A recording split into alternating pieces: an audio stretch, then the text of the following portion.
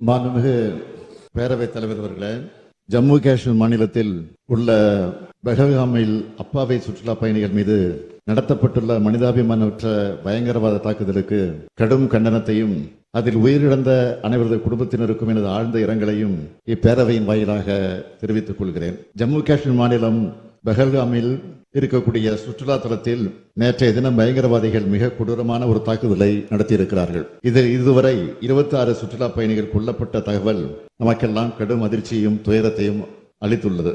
காஷ்மீர் மாநிலத்தின் மிக பிரபலமான சுற்றுலா தலமான பெஹல்காமிற்கு இந்தியாவின் பல்வேறு மாநிலங்களிலிருந்து மட்டுமல்ல, உலகின் பல்வேறு நாடுகளிலிருந்தும் சுற்றுலா பயணிகள் வருகின்றார்கள்.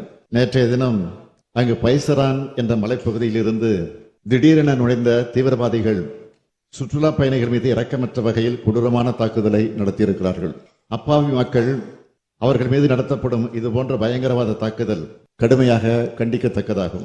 சமீபத்திய ஆண்டுகளில் பொதுமக்கள் மீது நடத்தப்பட்ட மிகப்பெரிய தாக்குதல் என்று அம்மாநில முதலமைச்சர் மாண்புமிகு உமர் அப்துல்லா அவர்கள் குறிப்பிட்டுள்ளார்கள். இந்த தாக்குதலுக்கு பயங்கரவாத அமைப்பு ஒன்று பொறுப்பேற்றுள்ளது. அங்கு எத்தகைய மோசமான கொடூரமான பயங்கரமான சூழல் நிலவுகிறது என்பதற்கு இது எடுத்துக்காட்டாக அமைந்திருக்கிறது. பயங்கரவாத தீவிரவாத அமைப்புகள் எத்தகைய எண்ணம் கொண்டவையாக இருந்தாலும் அவற்றை இரும்பு கரம் கொண்டு ஒடுக்க வேண்டும். இந்த தாக்குதலில் இதுவரை மொத்தம் 26 பேர் கொல்லப்பட்டுள்ளதாக தகவல் கிடைத்துள்ளது.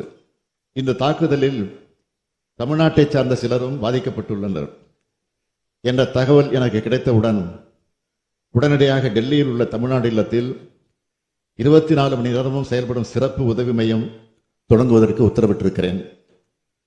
இச்சம்பவம் குறித்து பொதுமக்கள் தொடர்பு கொண்டு விவரங்கள் அறிய தொலைபேசி எண்கள் அறிவிக்கப்பட்டுள்ளது. மேலும் டெல்லியில் உள்ள தமிழ்நாடு இல்ல உறவிட ஆணையரை இது தொடர்பான அனைத்து நடவடிக்கைகளையும் ஒருங்கிணைந்து செயல்பட உத்தரவிட்டேன்.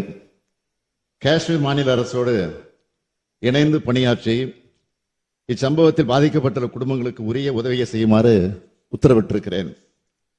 புதுக்கோட்டை மாவட்டத்தில் பணியாற்றி வரும் கூடுதல் ஆட்சியரும் IAS அதிகாரியுமான அப்தாப் ரசூல் அவர்களை நேரடியாக ஜம்மு காஷ்மீர் அனந்தநாக் மாவட்டம் பஹல்காம் பகுதிக்கு சென்று ஒருங்கிணைப்பு பணிகளை உடனடியாக மேற்கொள்ளவும் தேவையான மருத்துவ வசதிகளை வழங்கவும் அறிவுறுத்தியுள்ளேன். இந்த தாக்குதலில் பாதிக்கப்பட்ட தமிழ்நாட்டை சார்ந்த சுற்றுலா பயணிகள் அனைவருக்கும் தேவையான சிகிச்சை வழங்கப்படுவதை உறுதி செய்து பத்திரமாக அழைத்து வர தமிழ்நாடு அரசு அனைத்து நடவடிக்கைகளையும் எடுத்து வருகிறது. காஷ்மீரில் நடந்துள்ள இந்த தாக்குதல் நம் அனைவரது மனசாட்சியும் உழுக்குவதாக அமைந்துள்ளது. 2017ஆம் ஆண்டு குல்காமில் அமர்நாத் பயணம் சென்ற மக்கள் மீது நடத்தப்பட்ட தாக்குதலில் 8 பேர் கொல்லப்பட்டார்கள். 2019ஆம் ஆண்டு புல்வாமா தாக்குதலில் 40 CRPF வீரர்கள் படுகொலை செய்யப்பட்டார்கள். இதன் தொடர்ச்சியாக இந்த தாக்குதல் நடத்தப்பட்டுள்ளது. மனிதாபிமானமற்ற வகையில் அப்பாவி மக்கள் மீதான இதுபோன்ற தீவிர தாக்குதலுக்கு இந்திய மண்ணில், குறிப்பாக நமது இந்திய ஜனநாயகத்தில் அறவே இடமில்லை. இதனை கண்டிப்பதோடு நமது கடமை முடிந்துவிடவில்லை. இதுபோன்ற செயல்களை நடப்பதை அறவே தடுத்தாக வேண்டும். மாண்புமிகு பேரவைத் தலைவர் அவர்களே, கொடூரமாக கொல்லப்பட்ட அப்பாவி மக்களுக்கு அஞ்சலி செலுத்தும் விதமாக அனைவரும் எழுந்து ஒரு நிமிட அமைதி அஞ்சலியை செலுத்த தங்களது மேலான அனுமதியை கோருகிறேன்.